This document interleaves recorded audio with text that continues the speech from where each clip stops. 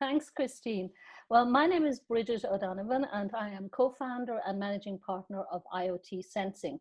We advise businesses on growth and strategy, and most of our clients are high-tech startups and SMEs contributing to the Sustainable Development Goals. And my own journey is a bit strange, but I grew up on a farm in Ireland that belonged to my family for generations. And there were two concepts there that were ever present and really helped shape my own personal worldview. And the first one was the idea of stewardship, that we are actually the guardians of what we inherit. And then the second one is entrepreneurship, that we should protect and enhance what we pass on to future generations. And this naturally led me to study, first of all, engineering, because I really believe that technology is key enabler of sustainable future. And then further, later on, management and business, because we actually need to be able to do something with these things. And I guess I've spent most of my career working on various technology and business aspects that are now incorporated into IoT. So I feel very fortunate to have been able to contribute to projects on areas such as communications, connectivity, sensors, sensor networking, smart grid, cloud computing, wearables for health, which I quite like, and some IIoT and of course IoT applications for a wide range of fields. Wonderful. I think there's so many different perspectives that people have, you know, and I think you coming into this from a kind of sustainable angle, I really love that. And lots of people do talk about the difference that IoT can make. So if I ask you the question about what IoT means to you, how would you answer that question? Okay, for me, I see IoT as a means to facilitate better decisions for the current and future well-being of both humanity and the planet. And now that sounds very grandiose and it's very high level, but if you consider that connecting the physical world with the digital world, that enables us to have a much better understanding of our human body, our buildings, our cities, our environments, and all our processes from agriculture to industry, education, healthcare, supply chain, and many others. And then we can take these deeper insights that we've learned and the understanding and help us to make better decisions for a sustainable future. And by sustainable, I mean combining both our purpose and profit, because profit is very important. Otherwise, we can't fund education or health or all these things that we want to have as basic human rights. And then to use those to benefit both people and the planet. That's my worldview. Cool. And then also, I think, you know, so you're based in Switzerland. Yes. Which is the center of Europe. You know, you've got a consultancy which is kind of providing advice to all of these different people. Just the ecosystem that surrounds IoT is such an interesting one. And I'd just like to hear how you would describe the ecosystem kind of from your point of view. What do you see in kind of the complexity of it or the maturity of it, etc.? Okay, well, at IoT Sensing, we actually are fortunate enough to be able to work with companies who are providing IoT solutions and also those who are implementing them to enhance their own businesses, develop new business models, and even enter new markets in verticals such as precision agriculture, environmental and water monitoring, building management, wearables for health, and IIoT. And for me, I see the IoT ecosystem as being very wide-ranging, quite fragmented, and continuously evolving, in fact. And I think to understand what you want to achieve and why and in which vertical is absolutely key to choosing which projects to start on, which partners to work with, and which technology solutions to choose. And even though IoT is already pervasive, I feel we're just at the very beginning of the possibilities. If you consider all the developments that are going on in ultra low power and biodegradable sensors, developments in new energy harvesting solutions combined with optimizing all the connectivity aspects, which use a lot of energy. And then also if you include blockchain, which will allow the economy of things rather than the Internet of Things. And then of course, including all the advanced data analytics and machine learning, the so-called cognitive IoT, I think we'll be able to have a much, much greater understanding and deeper insights into all of our systems. And hopefully that will facilitate a lot better decision making and continue to build a virtuous cycle, basically. Nice. And I think that ecosystem is so important for people. And just trying to understand it is one of the kind of pitfalls at the moment for some companies trying to get started, because it's maybe too complex or too fragmented. They don't really know how to get started. Again, you're in quite a unique perspective there, because you're offering a device. So maybe you could share some of that advice with some of the wider people here. So when people are coming to you and saying kind of, how do I get started with my IoT project, or how can I scale my project, or how do I kind of implement IoT into my business for the first time? What kind of advice do you have in order for them to get started? Okay, well, I'm a bit boring. I start everything with why. What do you want to achieve? Which problem are you trying to solve? Or which opportunity would you like to address? Because there are not just problems to be solved, there are huge opportunities available as well. Then what value you would want to add, and why would you want to do that? And then I usually suggest to start small, but keep the end in mind, and then be prepared to pivot and scale as you go along.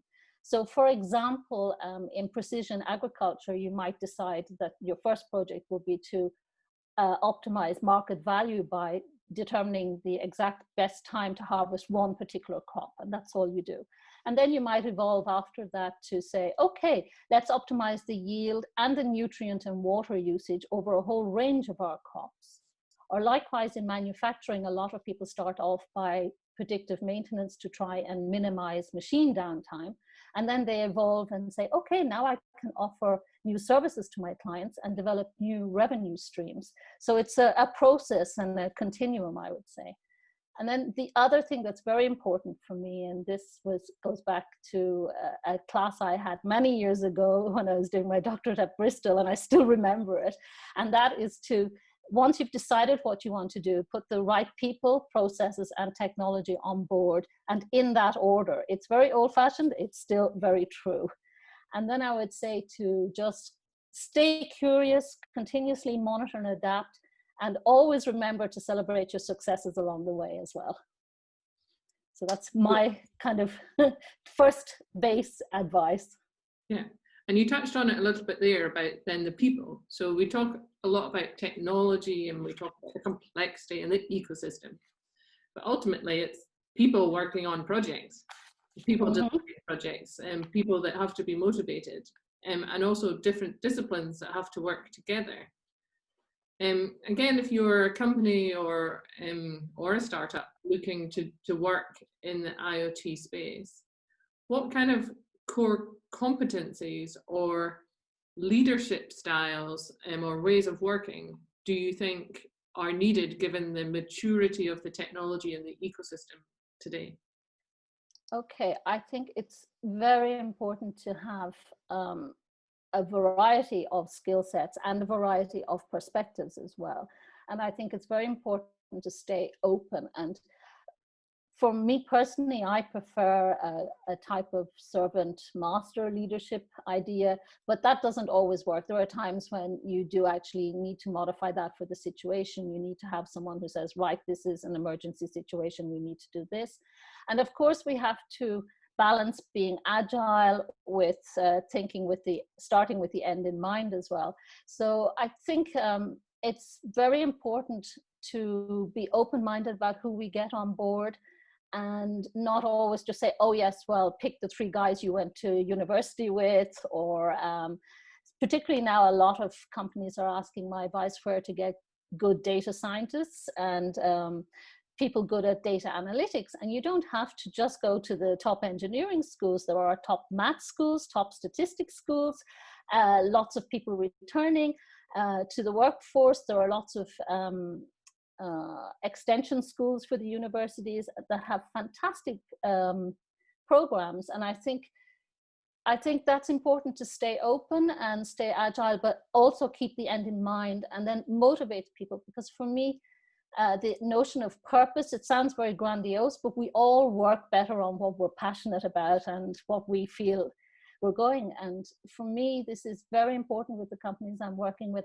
I'm really optimistic about a lot of them who are really working on the SDGs, so the various sustainable development goals, and they really are motivated about it. And it's very important that you can have this balance between the social, environmental and economic goals that we have. I went a bit off topic, but does that answer your question a bit? It does. And I really like that last comment there, because it's actually the holistic approach and then being able to get the best out of everybody kind of that you have in front of you in order to make the best solution for the customers.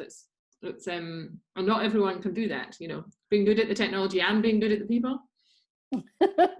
That's why you need a mix of people, you know, and to have this, I would say, open culture, and to realize that you have some introverts on your team, some extroverts on your team, people in between, and to try and make an environment where you get the best out of everybody and be flexible for that. It's not the same, it's not a one size fits all. It's everybody is an individual, and we have to try and make a team taking the best of all, make an environment where everyone can bring their best, and then we're working towards one goal.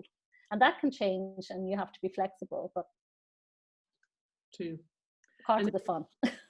And then you did touch on it there in your last answer about success. And I think for me, it's really important to kind of understand that at both a personal level, and then also at a kind of company or as a founder of a business level. So if I ask you then to answer the question kind of from those two perspectives, what does success mean to you?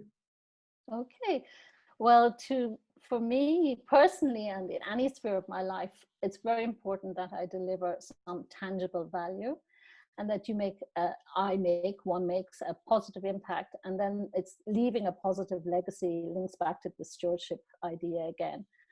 And then I think it's always great if you meet great people along the journey and share the journey with them and try to have fun as well. Then I think that's really good.